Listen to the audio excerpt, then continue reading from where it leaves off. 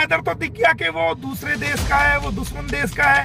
अब सीमा क्या चांद से आई है? मोदी जी कर रहे हैं। आप मोदी जी के गेट पे जाके दिखा दो। आपको जो करना है कर लीजिए। मोमिन मलिक खड़ा है उनके साथ। आप जैसे 70 वकील हांटते हैं सुबह से शाम तक देखता हूँ मैं आप जैसे वकीलों को। आई समझ में? और जेल कराएंगे।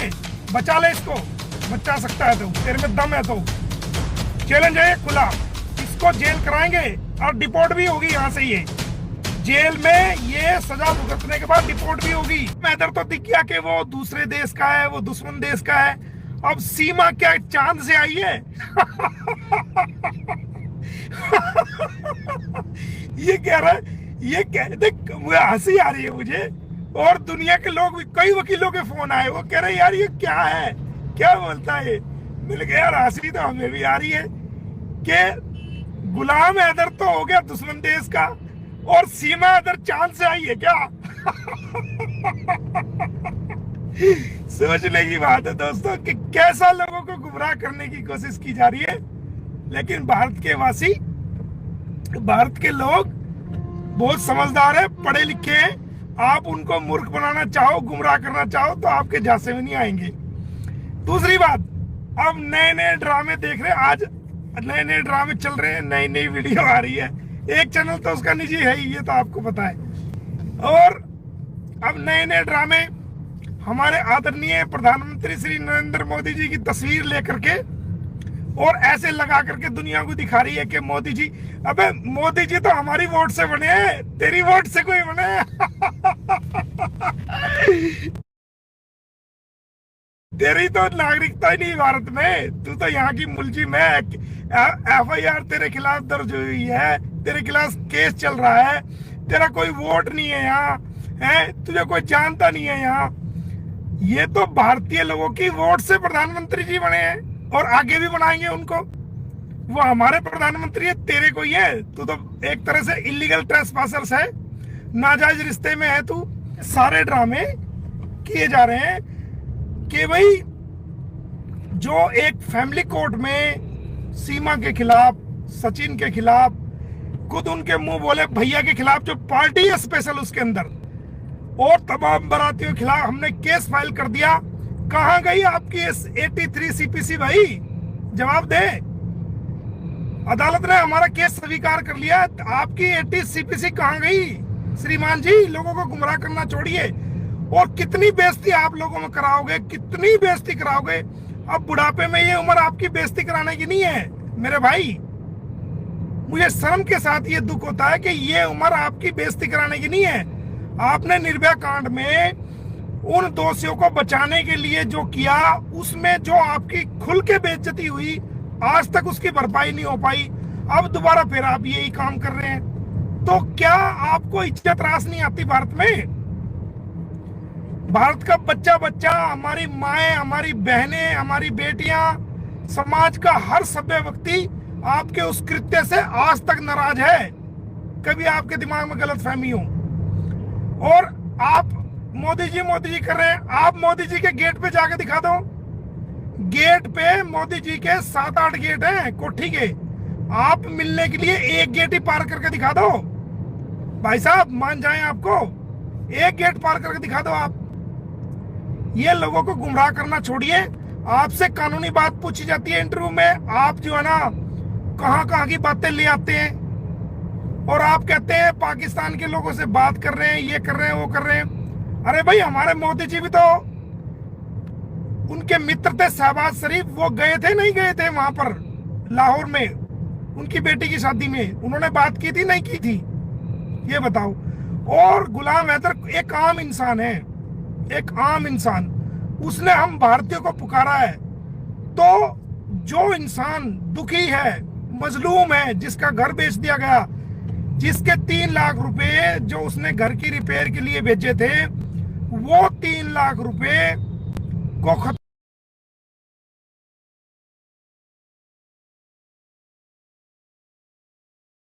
रिपेयर के लिए भेजे थे, वो 3 लाख रुपए को खत्म कर दिया। सोने के ऑर्नामेंट्स थे वो सारे ले आई। तो आप देखो ना, हर साल वो पैसे भेजता था, उन सबको लेकर के यहाँ पहुंच गई। और आपने देखा कि उस पति को जिससे इसने 4 बच्चे पैदा किए हैं, आज वो भारत में आ गई है, वो अपने पति को कुत्ता बोल रही है, कुत्ता। गुलाम हैदर को कुत्ता बोलती है वो एक वीडियो के अंदर। ये आपके संस्कार हैं, आपके संस्कार ये हैं। आप हमारे सनातन धर्म को भी बदनाम कर रही हो। सनातन धर्म की जो महिलाएं हैं, जब उनके पति की डेथ हो जाती थी तो अपने पति की डेड बॉडी को लेकर, लाश को लेकर के उसका सर अपनी जांघ पे रख के, अपनी पटों पे रख के, अपनी थाई पे रख के वो जिंदा सती हो जाती थी अपने पति की अर्थी के साथ ही। वो जिंदा खुद को जला लेती थी। वो है हमारी बहनें, सनातनी बहनें वो हैं। आप कैसी सनातनी बन रही हो कि आप आज भारत में आ गई हो। आज गुलाम हैदर ने आपके खिलाफ कानूनी कार्रवाई कर दी है और कोर्ट ने उसको मंजूर कर दिया, तो आप कुत्ता शब्द यूज कर रही हो। व्यक्ति से आपने 4 औलाद पैदा की है। उस व्यक्ति ने आपको खाने के लिए दिया, पीने के लिए दिया, पहनने के लिए दिया, खर्च करने के लिए पैसे दिए, रहने के लिए 18 लाख का मकान दिया। क्या कुछ नहीं दिया आपने? आपको क्या कुछ नहीं दिया गुलाम हैदर ने? और आपने क्या दिया बदले में? उसको धोखा, फरेब, जालसाजी, मक्कारी, इसके अलावा आप क्या दिया बताओ? आप उसको कुत्ता बोल रही हो। तो कल को तो जब तुम्हें सजा हो जाएगी 5 साल की, और सजा भुगतने के बाद भारत सरकार तुम्हें मक्खी की तरह, जैसे दूध से मक्खी को निकाल के फेंक देते हैं, भारत सरकार तुम्हें यहाँ से बाहर डिपोर्ट करेगी और तुम्हें वापस वहीं आप भेज देगी। तो उस वक्त तो इसका मतलब तुम भारत को भी गालियां दोगे वहां जाके, तुम भारत को भी गालियां दोगे, भारत के लोगों को भी गालियां दोगे। और जो लोग तुम्हें सपोर्ट कर रहे हैं, तुम उन्हें, उनके अंदर भी कमियां निकालोगे, उन पे भी इल्जाम लगाओगे। आपका क्या स्टैंडर्ड है? जब आप अपने देश की ना हुई, अपने मुल्क की नहीं हुई, अपने बच्चों की नहीं हुई, अपने पति की नहीं हुई, आप किसी की नहीं हुई, और यहाँ आके उनको गालियां निकाल रहे हो, तो कल हमारे भारत के लोगों को भी गालियां दोगी आप। हमारे भारतवर्ष को भी, हमारे भारत देश को भी आप गालियां दोगी। आप पे क्या यकीन किया जा सकता है? और आप कह रही हैं कि मेरे पति हैं, ये है वो है। पिटीशन फाइल होगी है ना फैमिली कोर्ट में, मंजूर कर लिए, पता लग जाएगा आपको कि कौन क्या है, कौन क्या है। आपको पता लग जाएगा कि कौन क्या। आके प्रूव करो ना कैसे शादी हुई है, क्या हुआ है। तो आपको तो पक्की जेल कराएंगे। आपका मुंह बोला भाई जो बड़बोलापन दिखा रहा है, वो ये कह रहा है कि मैं यूट्यूबरों को देख लूंगा, भारत के यूट्यूबरों को देख लूंगा, जो लोग सीमा को सपोर्ट कर रहे हैं, जो हमारी माएं, बहनें, बेटियां, हमारे देश के नागरिक जो गुलाम हैदर को सपोर्ट कर रहे हैं। आप कह रहे हैं कि जो गुलाम हैदर को, जो यूट्यूबर्स, भारत की माएं, बहनें, बेटियां और जो लोग गुलाम हैदर को सपोर्ट कर रहे हैं बच्चों के सिलसिले से, तो आप उनके खिलाफ कानूनी कार्रवाई कराएंगे, उनको देख लेंगे। आपको जो करना है कर लीजिए। मोमिन मलिक खड़ा है उनके साथ। आप जैसे 70 वकील हांटते हैं सुबह से शाम तक देखता हूं मैं आप जैसे वकीलों को। आई समझ में? कभी और चक्कर में हो, और कभी आप समझ रहे हो कि भाई जो ना आपसे कोई डर जाएगा या आपसे कोई धमक जाएगा।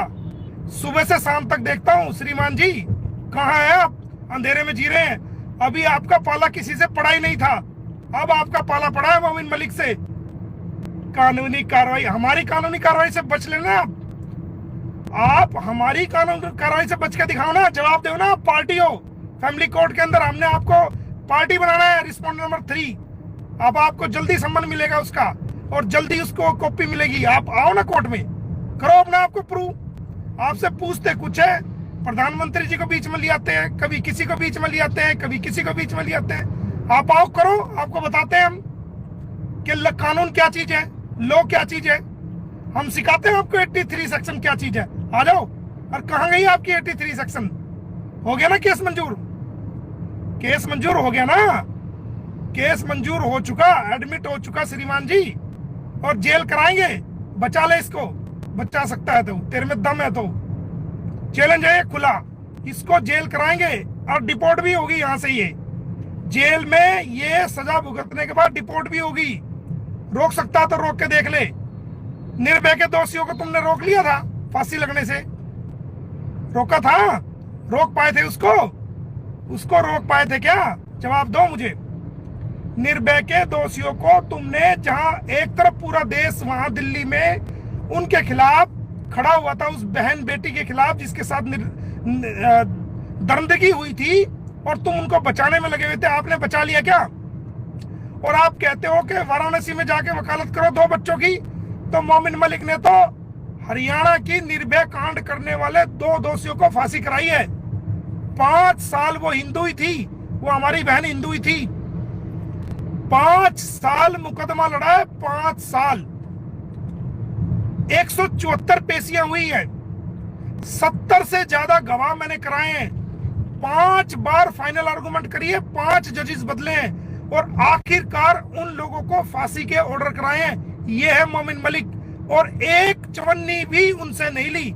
17 लाख रुपए उनको मैंने मुआवजा दिलाया है। अगर समझ में ना हो तो नेट पे जाके पढ़ लेना, नहीं तो मुझे बता देना, मैं लिंक भेज दूंगा। आप कहते हो वहां वाराणसी में जाके बच्चों के लिए लड़ो।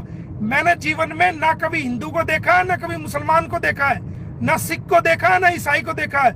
मैं हमेशा उन लोगों के साथ खड़ा हुआ हूं जिनके साथ जुल्म हुआ है, और हमेशा उन्हीं लोगों के साथ खड़ा रहूंगा, उनके इंसाफ के लिए, उनके जस्टिस के लिए। मैंने इंसाफ दिलाया उस निर्भया बहन को, लोगों को फांसी दिलवा करके, और सरबजीत केस में जाकर के सरबजीत की बहन को 2 बार जेल में मिलवा के लेके आया हूं। गीता, जो गूंगी बहरी गीता थी, उसको भारत में लेके आया हूं, और कितने भारतीय कैदों को पाकिस्तान की जेलों से छुड़वाने में मैंने लीगल रोल अदा किया है। आप क्या जानो, आपकी 7 पुश्ते नहीं, आपकी 100 पुश्ते भी अगर वकील बन जाएगी ना, तो मोमिन मलिक जितना लीगल फ्री में काम नहीं कर सकते इंसाफ के लिए। हमने इंसाफ के लिए, लोगों के लिए लड़ाई लड़ी है। हमने पैसे के पीछे नहीं भागे, और ना नाम के पीछे भागे हैं। और आज ये बात कह देता हूं, अगर उन 2 बच्चों की मां जो वाराणसी में है, चैलेंज स्वीकार है, अगर वो मुझे वकील अपॉइंट करती है, तो मैं उन दोनों दोषियों को फांसी की सजा कराऊंगा। ये ऐलान है खुल्लम खुल्ला। उनकी मां को बोल देना, उनको मैसेज कर देना कि मोमिन मलिक को वकील अपॉइंट कर ले। क्या समझ रहा है?